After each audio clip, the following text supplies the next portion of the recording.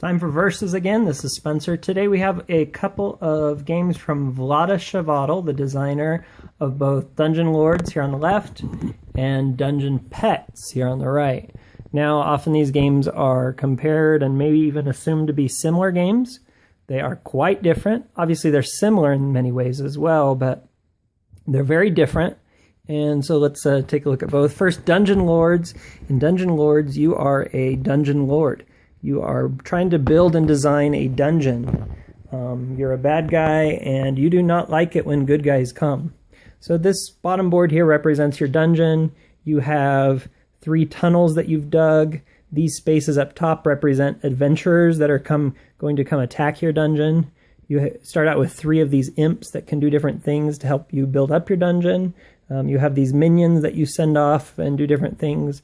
There's a game board here that I'll go over in a second. But in general, you start off here in this dungeon as kind of a small dungeon, but then you're going to maybe build out these tunnels to be perhaps some rooms, dungeon rooms that do different things. Like this will help get some more imps, and there's other rooms that do different things. There are also some different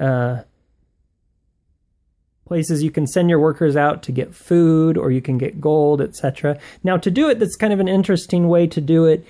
Each player has the same set of actions they can choose from, but here you're going to choose what order you want to do the actions in. So in this case, first this player wanted to go get a room, dig some more tunnels, and get some more imps.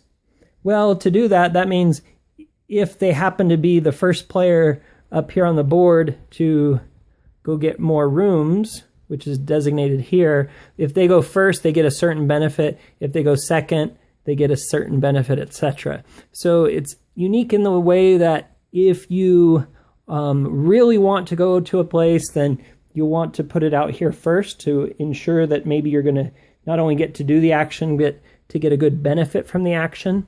But if there's a different action that maybe you don't care as much about, maybe you put it lower down in the priority. Also during the game, as I mentioned, some different adventurers will come out. So like this is a magician that will come, and he's going to come attack your dungeon. He's going to try to ruin your dungeon and destroy it. Well, you have to be prepared for that. Well, what can you do? You can hire monsters to come help you. So like here's an ogre that will come help defend your dungeon.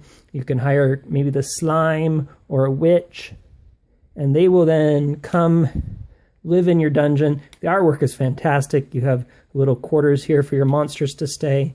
And there's a whole phase where you do this preparation phase through 4 seasons, winter all the way through autumn or fall. And then you flip it over, and it kind of helps to do this order of operations for attacking. It's a very complex game. That's kind of a brief overview. There's a lot more to it. Dungeon Petz. Well, Dungeon Petz is not a sequel to Dungeon Lords, but thematically it comes after Dungeon Lords. So in Dungeon Petz, the story behind it is all of the dungeons have kind of either gotten destroyed or not as prevalent. So the imps, or they've already been built up, the imps then decide, well, instead of building dungeons, we're going to open up pet shops, which is kind of unique, of course. So here you have a family of imps in this game. This is your player board, where this is kind of represents the lair of your imps. This is where they live. These are tunnels of where they can exit out into the world. You can keep food here. There's 2 types of food. There's either vegetables or there's meat. There's also some gold, etc.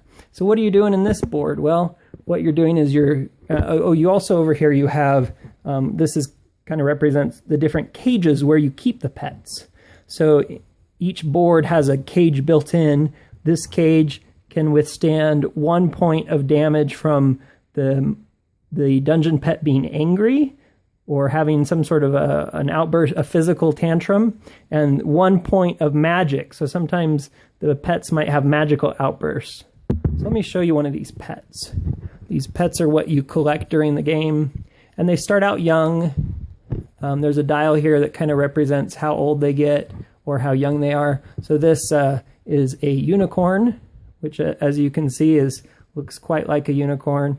And this unicorn has 2 different types of needs. It's a young unicorn, so it's not as needy as maybe an older one, both green and purple. Well, what do green and purple mean?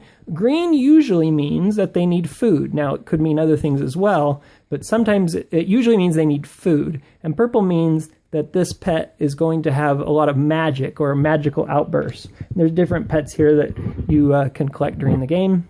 And then what you have to do is at a certain point in the game, you have these cards up here, over here shown on the right, and these cards represent the needs that your pets have.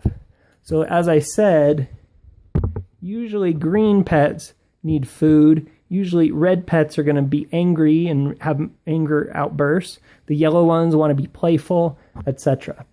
Now, the unique aspect of assigning workers in this case is, as I said, you start with these 6 imps here, and you put them in these different doors of where they're going to go out. And you also add gold. You put them in groups and you can add gold. So a group of 2 imps with gold is actually 3. A group of 2 imps like this is 2, and a group of 1 imp with 1 gold is 2 as well. So then in order, everyone who has created a group of 3 gets to go first in player order. And then after all the groups of 3 have done actions, then the groups of 2 perform actions. After they've all performed actions, etc., down the row until all the imps have been sent out. Some imps you might want to keep home on your board to either tend to the pets or take care of them. Also, this game has arguably one of the best resources ever, which are these brown cubes representing manure, because as you know, pets like to poop, and so manure is an important resource in the game that you have to manage, etc. Imps can stay home sometimes to clean out the pet or clean out the cages, and so you have, and there's different scoring options. That's kind of, again, a brief overview of Dungeon Petz. So how are they the same? Well, the same designers did both of them. So in some respects, they feel similar. A lot of that, too, as you can see, is the artwork is so similar. So the artists in both cases did similar artwork, which really makes sense because thematically they go together. They are in the same world. They are even kind of part of the same story, etc. Another similarity is both have similar production with, you see here on the left in Dungeon Lords, the green little squares represent food. On the right, you also have green squares. You also have the same imp production.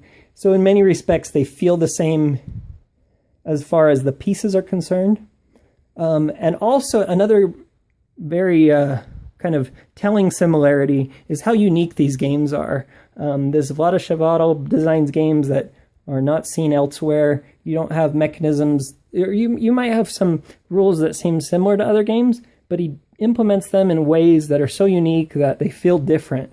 And that's kind of the case in both. You have kind of this worker assignment here, which is unique because you're doing an order. And here, when you're building groups before you're sending the workers out, there aren't too many games that have that same feel to it. Another similarity is both of them are very kind of deep, heavy games. I mean, they're not the deepest on the spectrum. They're definitely not medium weight either. They're more than medium weight. They're closer to medium heavy, in my opinion. And even though perhaps they look cartoony and friendly and cute, they're both deep, interesting, thoughtful, strategic games where you have to plan in advance.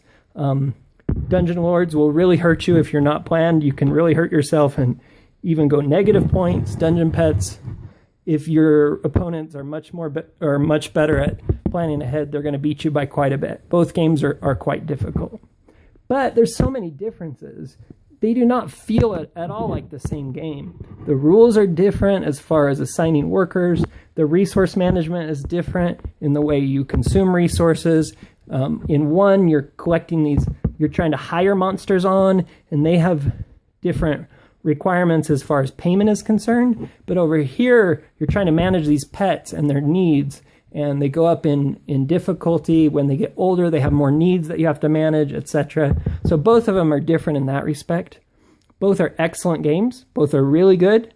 I cannot say one is better than the other. As far as that respect, that means to me that you will have a very good experience playing both, and you should really consider trying both if you can, and then deciding if you would like to own one or both of them. I think they're great to have. They play well, and I really enjoy them. Thanks a lot.